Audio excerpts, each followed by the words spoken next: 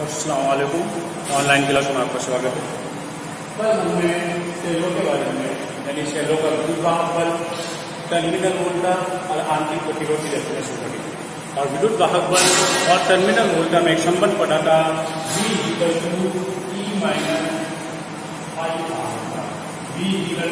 E - IR।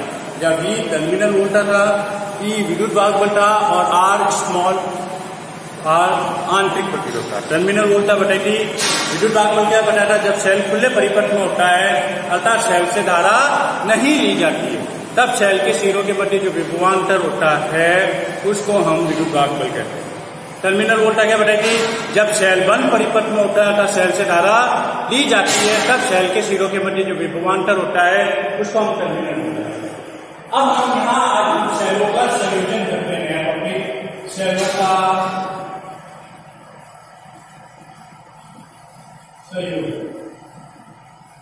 अभी topic करते हैं हम सेलों का संयोजन। जैसे हमने सैनिक क्रम संयोजन, समांतर क्रम संयोजन संधारित्र के लिए किया, प्रतिरोधों के लिए किया, उसी प्रकार आज हम सेलों के लिए संयोजन करते हैं। तो पहला है सैनिक क्रम संयोजन। इंपॉर्टेंट होता है वो आपका एग्जाम में आया। कल हमने बताया सेल का प्रत्येक प्लस होता है माइनस, एक एनोड होता है और एक कैथोड होता है। इसको जो कैथोड है उसको ध्रुवणता कहते हैं, ध्रुवणता। प्लस और माइनस को जो होता है उसको ध्रुवणता यानी धनात्मक सिरा, ध्रुवणता का मतलब ऋणात्मक सिरा भी हो सकता है। तो अब आज हमारा है सैनिक क्रम संयोजन। तो देखो सैनिक क्रम संयोजन क्या है? सैनिक क्रम मोटे आपके दिमाग में आना चाहिए रेल के डब्बों की तरह, एक के बाद दूसरा, दूसरे के बाद तीसरा। तो इसमें भी हम क्या करना, दो सेल लेंगे, इनमें पहला ले लिया और ये दूसरा, ठीक है, दो सेल लिए। अब इससे डेफिनेशन क्या हो सकता है? इस संयोजन में देखो माइनस को प्लस से जुड़ा हुआ है, ये प्लस होता है, ये माइनस होता है, ये प्लस और ये माइनस। आप इसकी डेफिनेशन क्या लिख सकते हैं? इस संयोजन में सेलों के विपरीत ध्रुवणता वाले सिरों को आपस में जोड़ा जाता है। इस संयोजन में सेलों के विपरीत ध्रुवणता वाले, देखो प्लस इससे जुड़ा हुआ माइनस, प्लस माइनस को ध्रुवणता भी कहते हैं। डेफिनेशन क्या हो गया? इस संयोजन में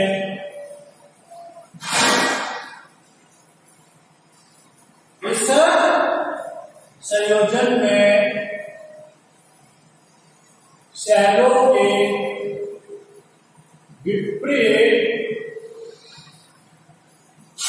ध्रुवणता, प्लस को माइनस जोड़ता है, विपरीत ध्रुवणता के सिरों को आपस में जोड़ा जाता है।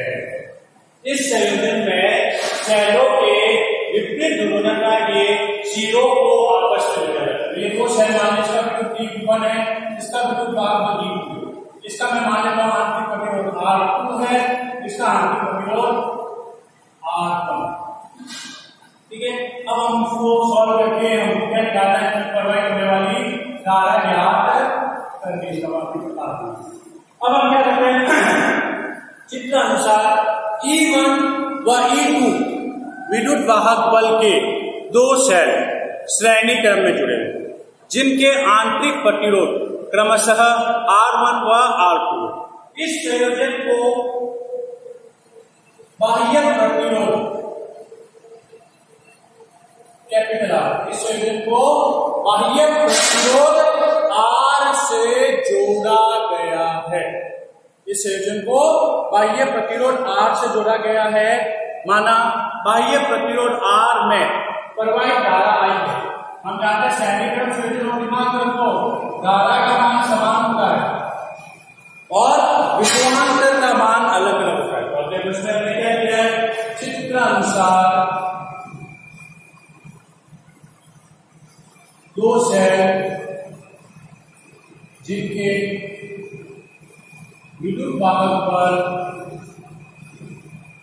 क्रमशः E1 व E2 तथा आंतरिक प्रतिरोध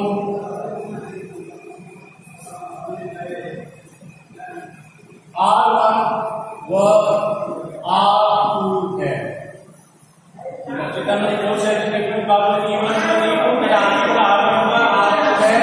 इन सेलों को चलेगा तो चलेगा चित्र में दो सेल के मुकाबले E1 व E2 आंतरिक R1 व R2 है। फिर आगे कहेगा इस संयोजन को बाह्य प्रतिरोध कैपिटल R से जोड़ा गया है। इस संयोजन को बाह्य प्रतिरोध कैपिटल R से जोड़ा गया है। माना प्रतिरोध R में प्रवाहित धारा I है तो प्रतिरोध R के सापेक्ष उत्पन्न विभवांतर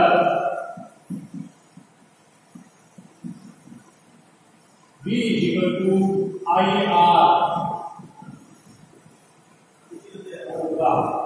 तो प्रतिरोध R के सापेक्ष उत्पन्न विभवांतर V IR होगा। Equation number 1। अब हम पढ़ चुके हैं श्रेणी क्रम में धारा का मान समान होता है। धारा तो हम निकाल चुके हैं। आइए अब हम क्या करते हैं, V1 और V2 ज्ञात करते हैं। V1 यहाँ क्या है, प्रथम सेल की टर्मिनल वोल्टेज, क्योंकि जब भी हम सेल से धारा लेते हैं तो जो विद्युत वाहक बल होता है वो टर्मिनल वोल्टेज। तो प्रथम सेल की टर्मिनल वोल्टेज निकाले कैसे, अभी हमने फॉर्मूला बताया V E IR। V E IR इससे निकलो। फिर द्वितीय सेल की टर्मिनल वोल्टेज, फिर हम जानते हैं श्रेणी क्रम में क्या होता है V V1 + V2 का। बस ये दिमाग में रखो, क्या हो जाएगा, प्रथम सेल की टर्मिनल वोल्टेज। अब देखो क्या फॉर्मूला हो जाएगा, V E IR। प्रथम सेल की टर्मिनल वोल्टेज V1, विद्युत दाब क्या है V1, धारा समान है पाई और आंतरिक प्रतिरोध क्या है R। उसी इक्वेशन से बनना है, बस थ्योरी के हिसाब से अपने को लिखना है। फिर द्वितीय सेल की terminal voltage V2 E2 IR।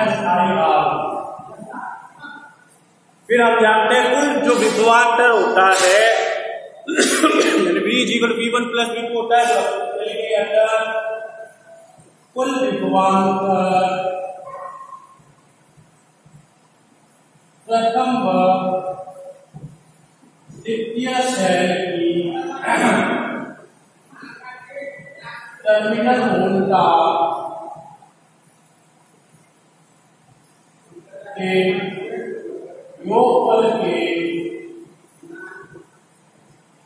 बराबर होता है।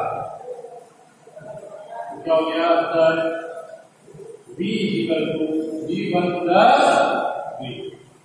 सबकी वैल्यू रखो, IR E1 - IR1 + E2 - IR।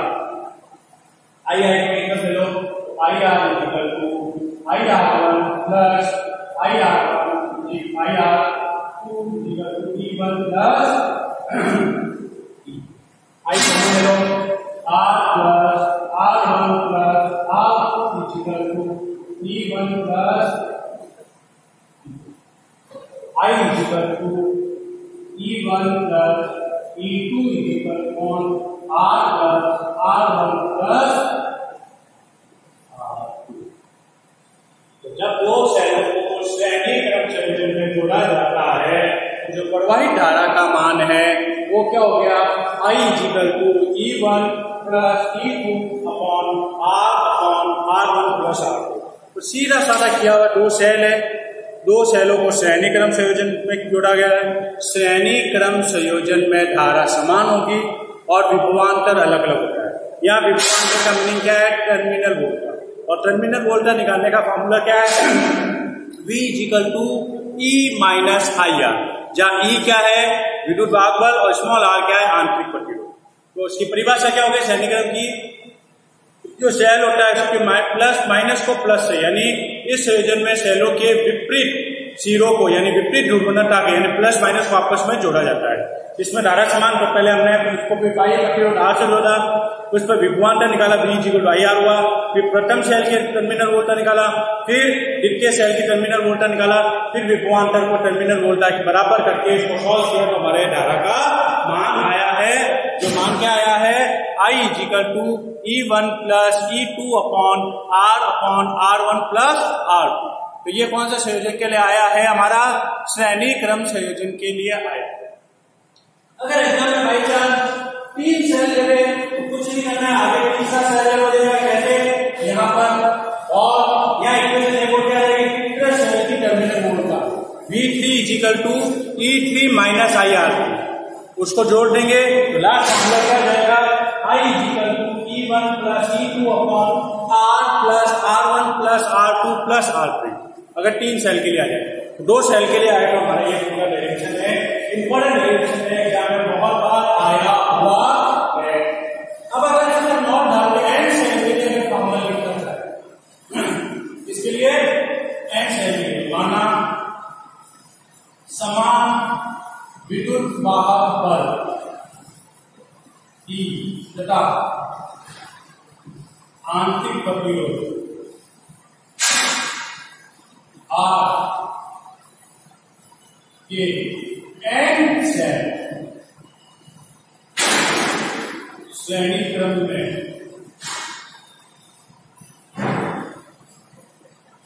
जुड़े तो क्या फॉर्मूला बन जाएगा I=E + कितनी बार जा रहा है n बार, बटे में R + R ये कितनी बार जाएगा n बार के लिए हम क्या लिख सकते हैं n और बटे में क्या लिख सकते हैं R I=NE upon R + NR होता है। ये किसके लिए आ गया n के लिए, n 2 के लिए आता है, अगर 2 के लिए नहीं आया तो 3 के लिए आ सकता है। तो 3 के लिए हमको सिर्फ क्या करना है V=V1 + V2 + V3 करना है। के लिए हमारा कौन सा क्रम हो गया श्रेणी क्रम संयोजन के लिए हमारा ये डेरिवेशन कंप्लीट हुआ है। अब हम सेलों का दूसरा प्रकार का संयोजन करते हैं समांतर क्रम संयोजन। पहले तो हमने क्या कर लिया श्रेणी क्रम संयोजन, अब हम क्या करते हैं समांतर क्रम। तो समांतर क्रम में हमें पता है जो प्रिज्मिक प्लेट होती है एक के बाद दूसरी और ये दोनों आपस में जुड़ा होता है। यहाँ यही करना है, हम 2 सेल लेते हैं, पहला शांति प्रतिरोध मान लेते हैं और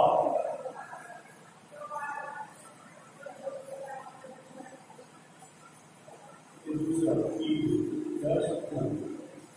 तो अब इसके डेफिनेशन क्या लिख सकते हैं, इस संयोजन में प्रत्येक सेल के ऋणात्मक सिरे को एक बिंदु A से और ऋणात्मक सिरे को बिंदु B से, इस संयोजन में प्रत्येक सेल के धनात्मक सिरे को बिंदु A से तथा ऋणात्मक सिरे को बिंदु B से जोड़ते हैं और बिंदु A और B के मध्य बाह्य प्रतिरोध R2 क्या परिभाषा हुई, इस संयोजन में प्रत्येक सेल के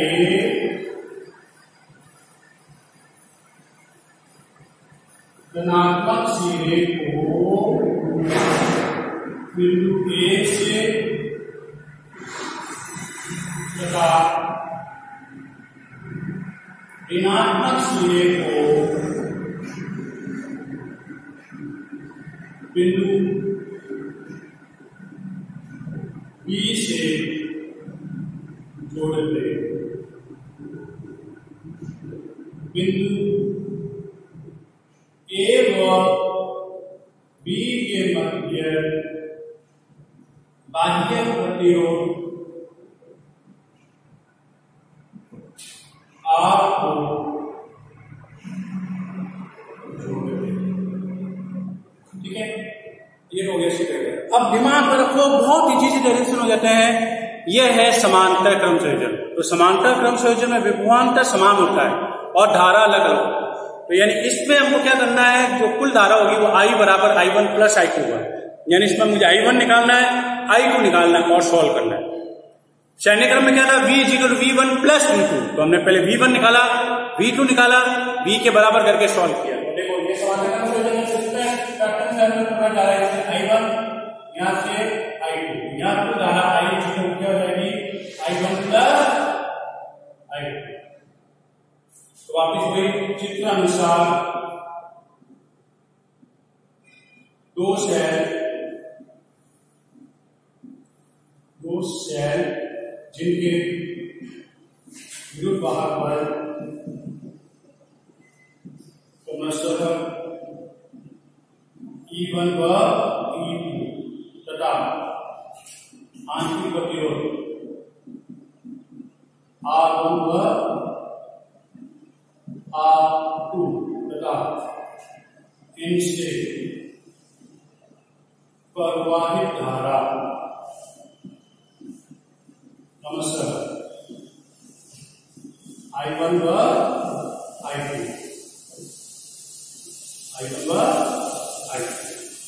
इस संयोजन को बाह्य प्रतिरोध कैपिटल R से जोड़ा। इस प्रतिरोध बाह्य प्रतिरोध से जोड़ा गया अंतर बाह्य प्रतिरोध R में प्रवाहित कुल धारा I बराबर I1 plus I2।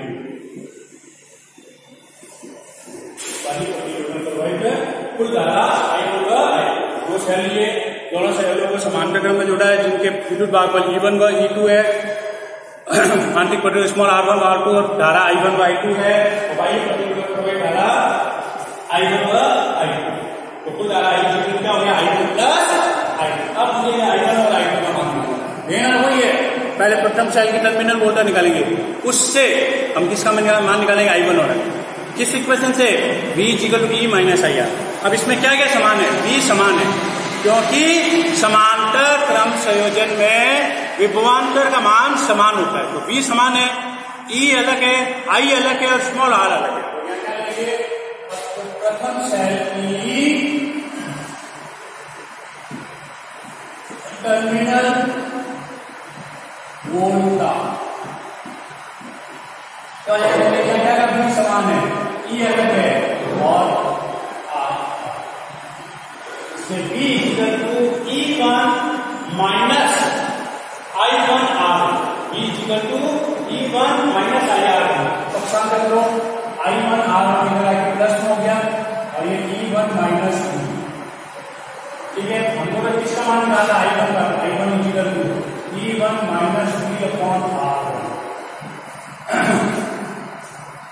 I1 equal to E1 minus V upon R।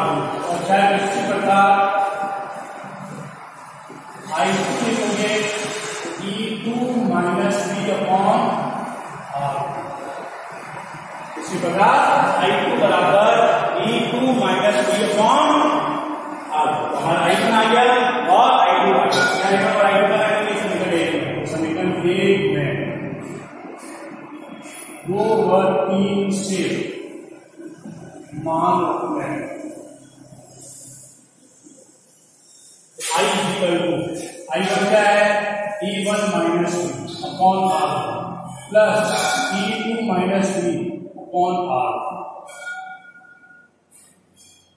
LCM ले लो, R1 आपको एलसीएम आया, इसको देखो E1 माइनस V इंटू में क्या आ जाएगा R2, E2 माइनस V इसमें क्या आ गया, ठीक है, क्रॉस मल्टीप्लाई करो I R1 R2 ब्रैकेट खोलो E1 R2 minus V upon V R plus E2 R1 minus V R।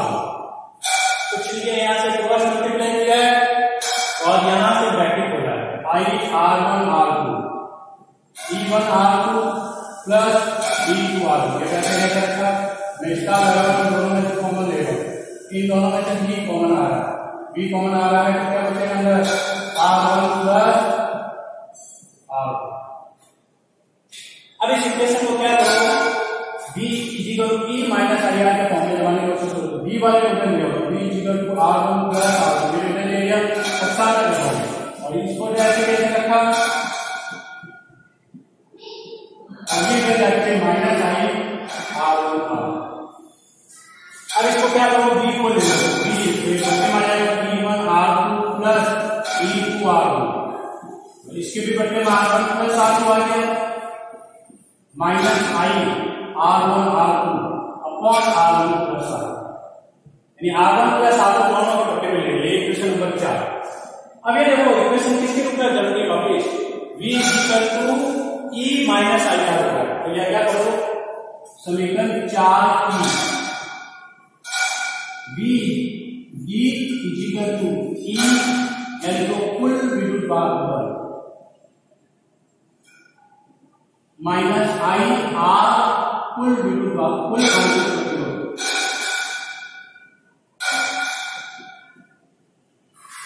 से तुलना करना। ठीक है, मैं प्राप्त करें तो V equal to E minus R से तुलना करना, V equal to E minus R से तुलना करना। V तो V हो गया, E क्या हो रहा है, E इक्वल टू E बराबर क्या आएगा E1 R2 plus E2 R1 upon R1 plus R1। फिर ये आ गया R क्या आ गया R1 R2 upon R1 plus R1। यानी क्या है, कुल विद्युत वाहक बल R क्या हो गया कुल आंतरिक।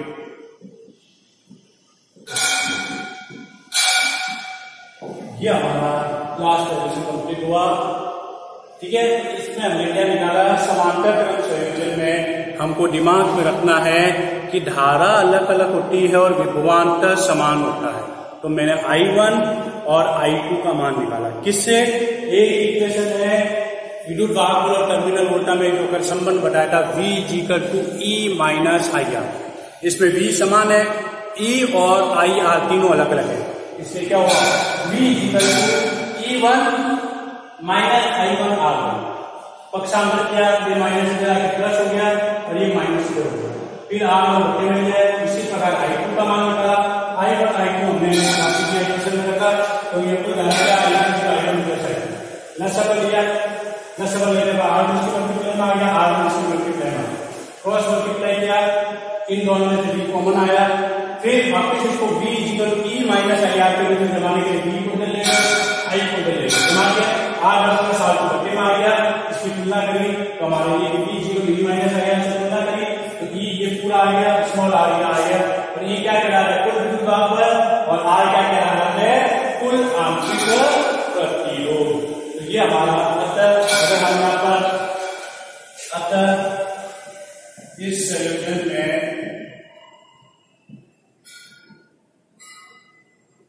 प्रवाहित कुल धारा निकालेंगे, I का मान निकालेंगे। तो देखो अगर यहां से I निकालते तो ये क्या होता है, इसके भी बटे में आ रहा है, ठीक है, और ये इसके भी बटे में आ रहा है, तो क्या हो रहा है I इक्वल टू धारा तो आनी नहीं, I इक्वल टू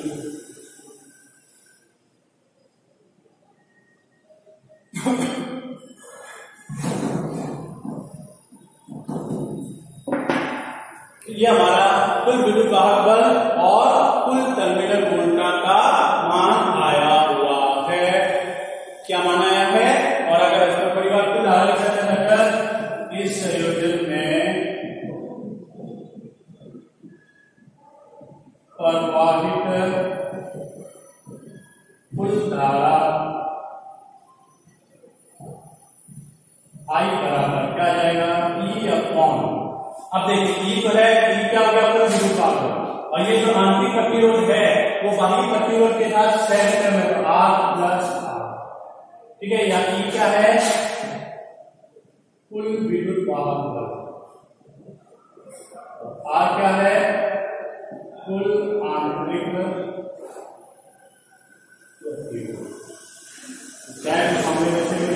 क्या जाएगा, E1R2 plus E2R1 upon R1 plus R2, कुल विद्युत वाहक बल आ गया R plus R1 R2 upon R1 plus R1। यह हमारा कुल धारा का मान भी आ गया कौन से क्रम में, समांतर क्रम। मान लिए रखो समांतर क्रम संयोजन है तो धारा अलग अलग और विभवांतर समान।